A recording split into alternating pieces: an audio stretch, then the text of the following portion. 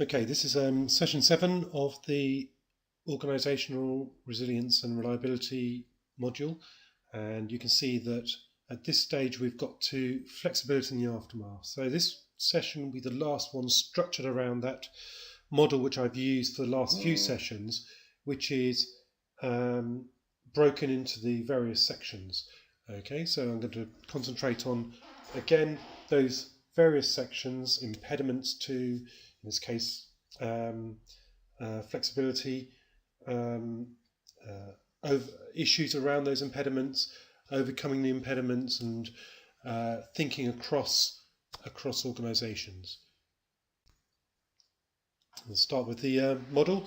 Here, what we're really talking about is is when a problem's occurred, a crisis has happened, a disaster has occurred within an organisation, and we try to contain it. Something's happened to the organisation. What can we do to, I said earlier, not bounce back, but get back into a position where we're able to operate as an organisation? And this is what's really a challenge for organisations. They face a disaster. They do all the things they can to prevent that disaster happening. From a resilience perspective, it may happen anyway. Risk occurs. Despite our best efforts, it creates all sorts of problems to the organisation. What can the organisation do in the aftermath of that disaster or problem in order to recover, retain its shape, carry on business as usual, or at least something approximating business as usual? So some of the key issues I'm going to pick up in this session are what happens when, despite everyone's best efforts, risk and uncertainty emerge? How can people within organisations deal with the stress and emotion of a situation and avoid a real problem for organisations, knee-jerk responses? By that I mean responses which are in the moment, emotionally laden.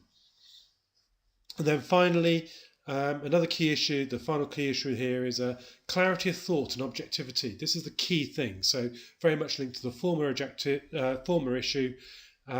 It's about being able to step back, take a breath, and understand what's going on within the organisation, understand the nature of the crisis, but also its implications to the wider organisation, and in other words, the big picture, and how the organisation can carry on its business as usual without some response which actually makes the problem worse.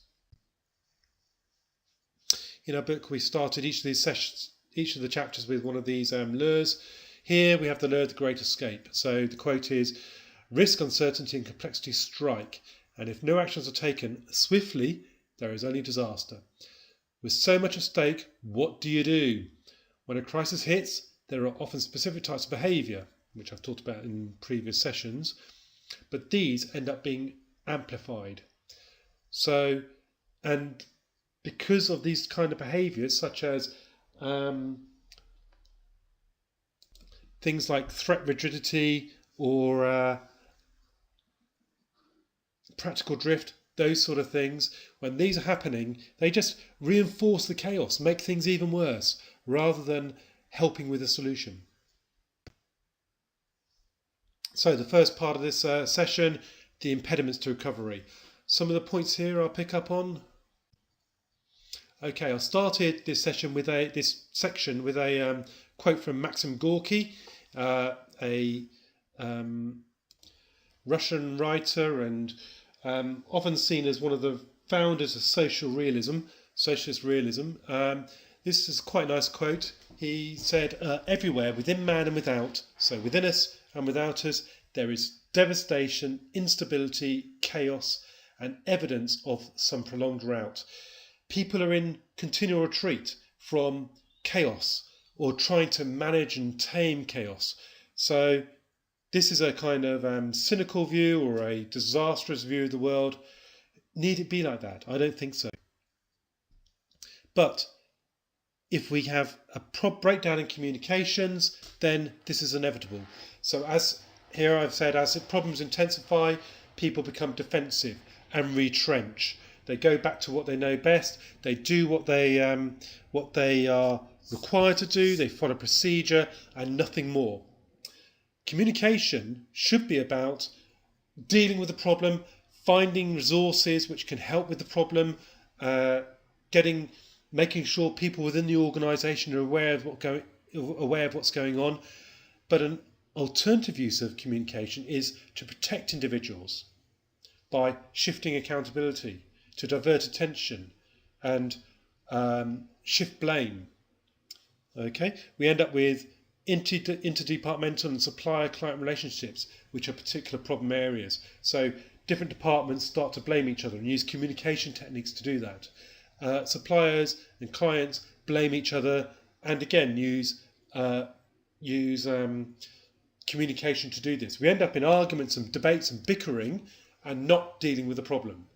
So the irony of communication is that it can be used, it can be used to help deal with a problem, but it can also be used to shift blame, shift accountability, and in that situation, nothing gets done. The problem just festers or becomes worse. Okay, so another tendency is centralisation. So in the face of crisis, the temptation for organisations is to centralise their activities rather than allow different departments and different functions within the organisation to operate in a more with more responsibility. And in centralising, we end up with some of these things which are listed down here on the left-hand side. Top management is retaining power. Power is important to people within organisations.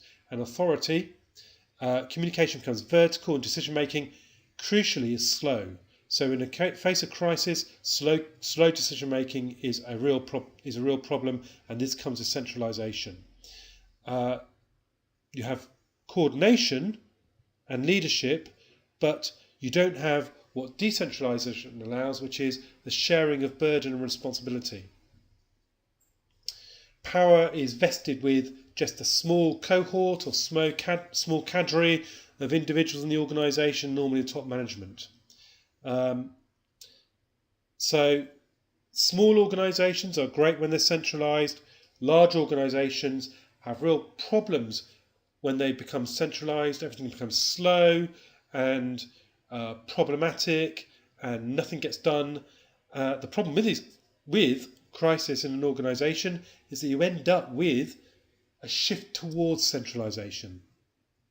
So this is what we've seen in some of our research and what the literature suggests. Charles Handy wrote a famous book, The Elephant and the Flea. It's an interesting, something easy to read. It's very easy. I'd recommend Charles Handy. He's written a number of books about different organisational problems, and this is a particularly nice one. It's around flexibility and responsiveness. Handy argued in his book that large corporations are backward-looking, bureaucratic, slow to respond. Okay, they're like elephants. They don't shift, they don't move. And then what he also identified was that at times of crisis, it's tempting to look back at the past. Look at past solutions and try to use these for the current problems. The problem is that new problems are not often novel, and past solutions won't be appropriate or useful with the new problem. There's also a tendency to become increasingly myopic, so vision narrows and you become focused on the small details rather than understanding the big picture, which I've talked about previously in previous sessions. And then this picture here is just to illustrate tunnel vision. You can't see the world around you, you're focused on the destination, that single point, without understanding the broader system context of what's going on within the organisation. So what can we do? This is the next section in this session. What can we do to enable recovery? A number of points here, again, some of which I'll pick up on. So in the session, teaching session, I showed you a video of a problem the company Mars had in Holland, and how their business recovery plans sprang into action to deal with this problem. It's about business continuity planning. So for most organisations, they have to keep working, they have to keep doing things. You can't just stop doing everything. You have to keep things moving in the face of crisis. So what can organisations do in the immediate aftermath? Here's some lessons for business continuity planning. The first one is understanding the business. So really organisations need to understand the business, understand the nature of the business. What's the real core value-adding activities that customers demand? Within that, people within the organisation need to understand the assets and the processes that are critical to allowing the business to continue, and also present steps expected of staff and workers in the aftermath. So what can we do now in the face of when a crisis has occurred? The next part is the initial response. So this is about having clear roles, delegated responsibilities for those who will be taking charge and coordinating the initial response. There should also be plans in place for internal and external communications. How do we speak to our customers? How do we speak to our suppliers? And how do we speak to the people within the organisation? And are these different messages consistent with each other? Over the longer term, organisations need to maintain the key records and IT systems. Those need to be kept going. Everything needs to be documented. What's going on? Why is it going on? Contingency arrangements need to be put in place for critical operations. Do our workers get paid? Are our deliveries made? Are we receiving suppliers' deliveries? Are we able to meet our commitments? Those are the critical operations which organisations need to keep going despite everything around them being in flux and crisis and chaos. Okay, the next point there is appropriate staff. In other words, the key staff, the ones who are important to resolving problems, need to be able to access contingency sites, and agreed procedures for recommencing routine operations need to be in place as well. So here's a whole list of continuity preparations which come out of the business continuity literature. So some of the points which I've picked up on here are cross-training of skills amongst the workforce. Immediately you should be thinking, well, actually, from a high reliability perspective, that is redundancy. Okay, documenting procedures so that delegated staff can perform unfamiliar tasks. Again, it's redundancy. And agreed relocation options, both within and outside the premises. So meeting rooms that can quickly convert into work areas, for example. So that's about flexibility. Having nominated contingency staff familiarised with any response plan. Remote access to IT systems. Can we access our IT system safely and reliably without threat from outside the organisation? Some organisations allow that to happen, others don't. Do we have alternative sources of production equipment? Can we get a supplier to provide us with, or outsource our production activities temporarily until we can get the organisation back and running? Can we secure offsite? Do we have secure offsite storage of data backups and valuable documentation? And do we have agreed methods for out-of-hours contact for staff, suppliers and clients? Not everyone, just the key ones. The key people who, in the case of a crisis, need to be in contact, need to be responding to the problem. And so I went through some of those. Putting these together makes, in my view, the organisation more resilient.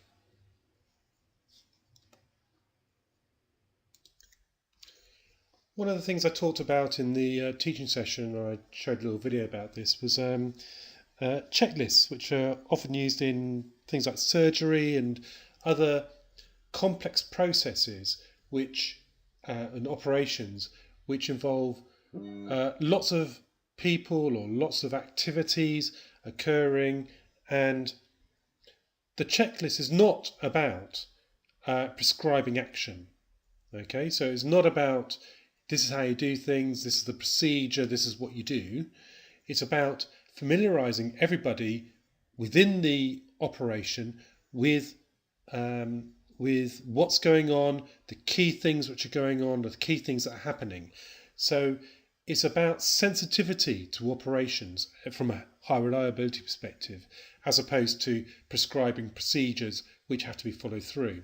So within surgery, for example, it's about making sure that everybody within the operating theatre knows who everyone else is and isn't afraid to speak up and say something. So from that perspective, it's about deference to expertise and about people in a situated position being able to take responsibility and carry out activities which they deem and regard as appropriate given the particular situation they're facing. Something we talk about in our book is tiger teams. So something goes wrong, what can organisations do? Again, this is a redundancy, but it's having a group in place that can step in and help deal with problems when they occur within an operation or activity within the organisation. So we call them tiger teams, but there's lots of different words for them: hit squads, response teams, whatever you want to call them.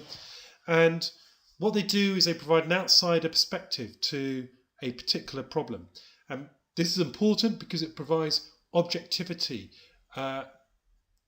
takes away the emotion-laden and ego-laden problems or emotions which are experienced by the people who are in the here and now, who are part of the activity or operation that's facing the crisis. Some of the things they can do: listen and answer questions from multiple perspectives about what's happening, but not rushing to conclusions despite the pressure to act quickly.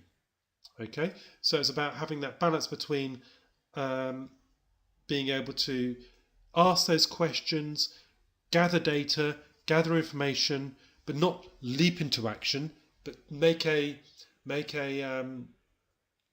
considered response to the problem. So in other words, a leaping into action is a knee-jerk response, which is so problematic for organisations. Okay, next point there: imagining worst case scenarios and thinking about the implications of these scenarios together with the details of complex, potentially dynamically changing tasks. Next one there: suppressing egos from within the organisation, maybe from middle and senior management, maybe within the operating scenario itself. So suppressing the egos in terms of knowing the answer, yet remaining inquisitive and creating options. The next point there: willingness to break existing rules and processes with the ability to think outside the usual methods of operations. Having skills to create solutions that work at a technical, process and human level. Having the ability to maintain a continuously high level of focus and intensity of action. And coping with senior management demands. Finally, you could also say maintaining all this to achieve rapid project or rapid organisational and operational recovery while operating within challenging timeframes. Okay, all this is, of course, a built-in redundancy. So what I'm asking you to do in these sessions is think about how this relates to the theory underpinning resilience and reliability.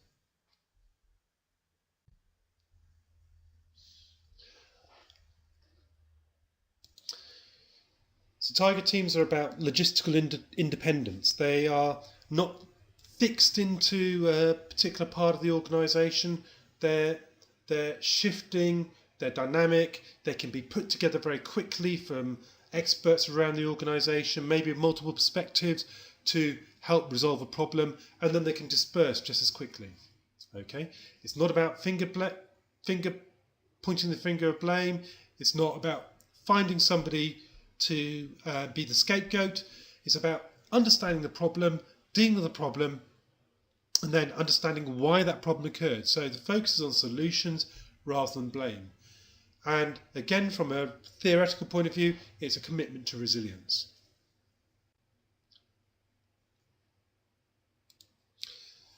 Okay, so What can we do in order to enable recovery? Here's a number of points I've picked up here, some of which I'll pick up in this section. Start with stakeholders.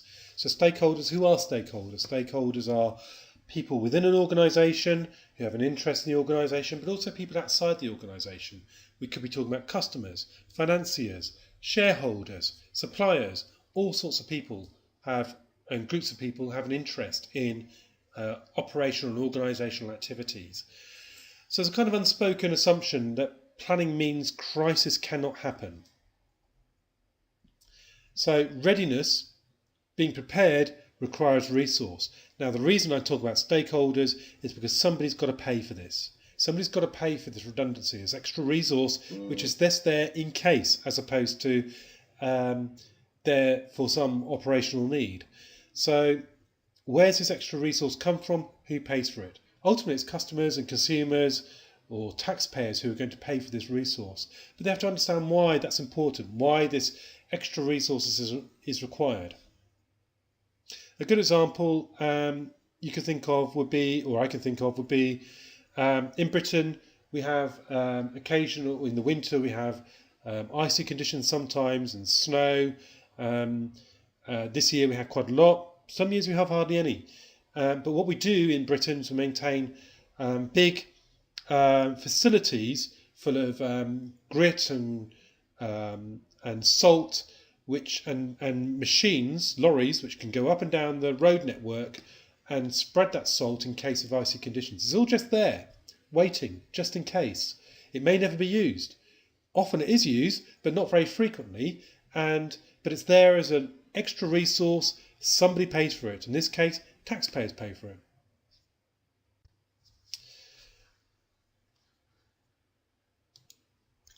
Perhaps the worst thing that can happen in the face of a crisis is to, as we call it, press the panic button.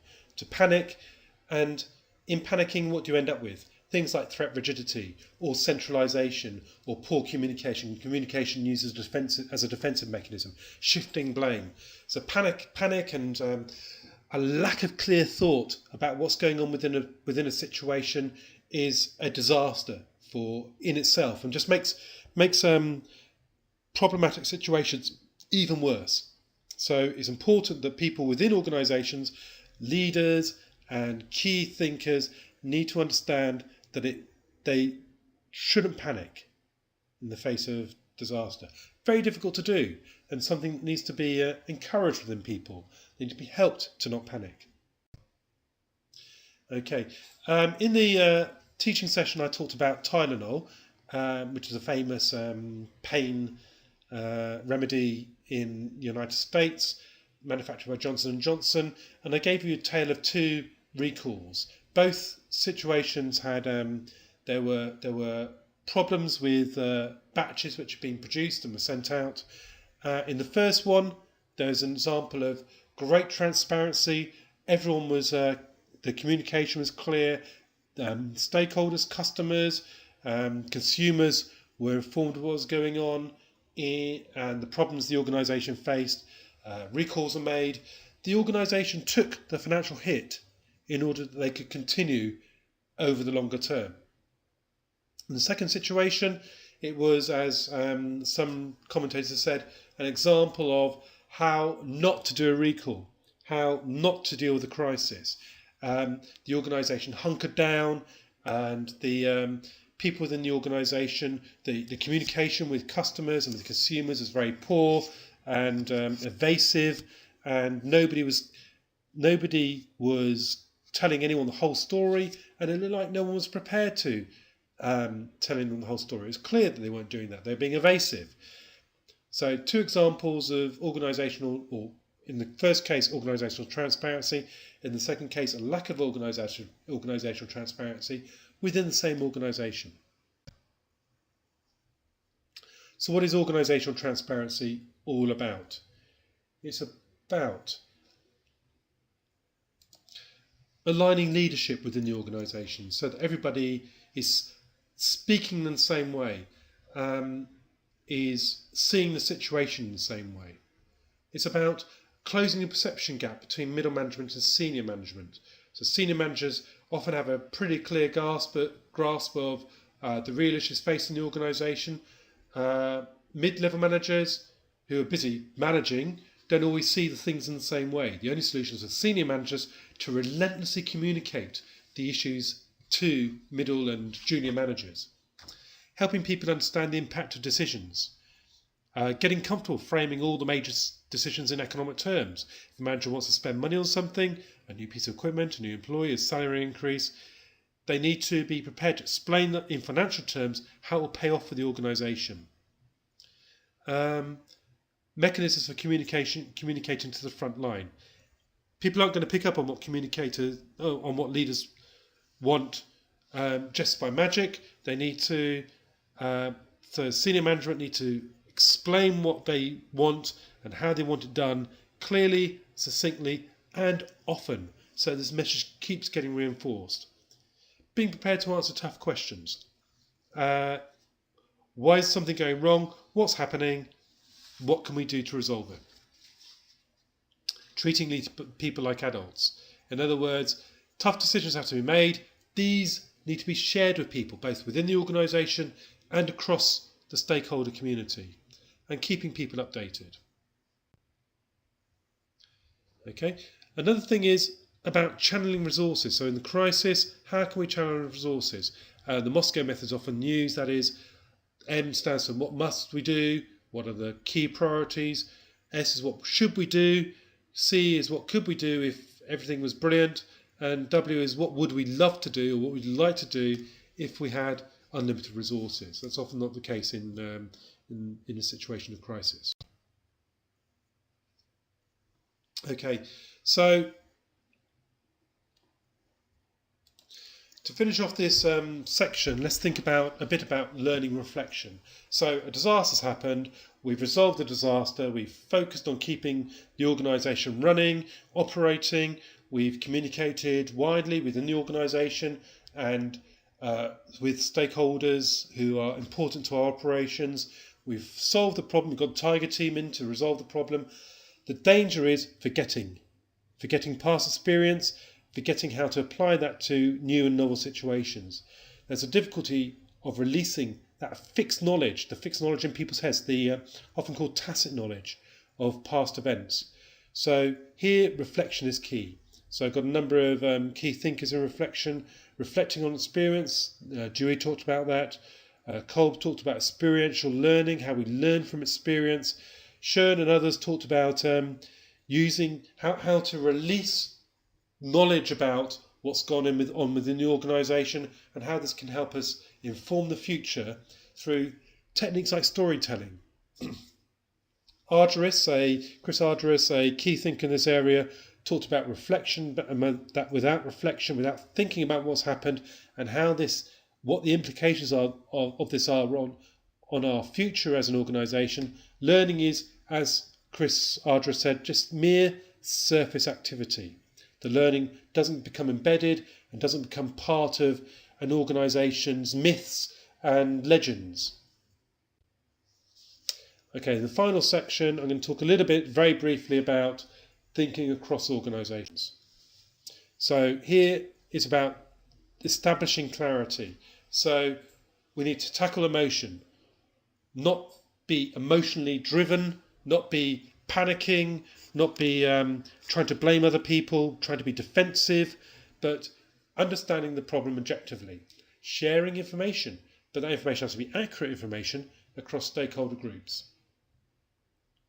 Having key contact points. Who is the key person to contact? And the final point there I've got is inter-organisational trust. This perhaps is the most difficult thing. No one really, particularly in the case of crisis, trusts anyone. No particular organisation will trust another organisation. How can we maintain a sense of trust or develop a sense of trust? Very, very difficult to do within organisations. One of the points we picked up in our book is about collective ownership. Here, ownership isn't to be confused with accountability. They're not the same thing. A manager can be held accountable for what he or she does to resolve a crisis by providing timely feedback and measuring progress towards recovery. Ownership, however, is the obligation of collective stakeholders.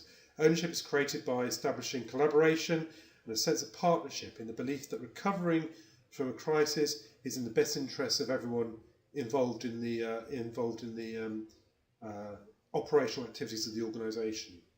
Commitment from all parties involved to engage in timely and, I have to say, often costly actions of troubleshooting is highly valuable and provides a sense of cohesion. In order to do this, you need to find the mutual aims and mutual benefits. What do we share as stakeholders and suppliers and customers in where are our share points of activity? The danger is we end up being contractual. The contract says I have to do this, this and this and this, and that becomes what I'm committed to doing and nothing else. Okay? If you become contractual, the crisis just continues or doesn't get properly resolved and remains a problem. It's about avoiding single point failure and single point blame. So realising there's more than just the detail, realising that organisations and operations within organisations are part of a system, and that if you focus on the single point, you'll miss the impact on the broader system. Okay, so kind of reached an end here. I just left in the session. I looked at the teaching session. I looked at this case of a aircraft crashing in Britain and how the emergency services responded to that disaster. I left this quote in. I've taken the rest of it out, but I left this quote in, which is that a major disaster can be seen as a classical ambush situation. We plan. So this is what Jack Costley said in a book I used as part of this case. We plan, prepare and exercise with great care and attention to detail, and out of the blue, the situation that presents itself is almost a total surprise, which does not quite fit the exercise pattern. Plans, exercises, preparations are all crucial. In this case, we saw that this kind of planning was crucial. But every situation, every crisis is always somewhat different. So it's having planning, yes, but flexibility within that planning. Okay, so some takeaway points. In the face of ongoing crisis, there's a tendency for organisations to become rigid, centralised, and look to the past to help us with the current situation. Now, looking to the past is important, learning from the past is important, but understanding that is a part of, but you need flexibility in applying those lessons to the current situation. Some of the things that are important: business continuity plans, checklists, but not prescriptive checklists to understand and focus on having sensitivity to operations. Tiger teams or hit squads are all ways in which organisations tackle the problems they face. Key issues, key problems organisations face in developing are openness, transparency, trust and clarity. Okay, thanks very much, and I hope you enjoyed that.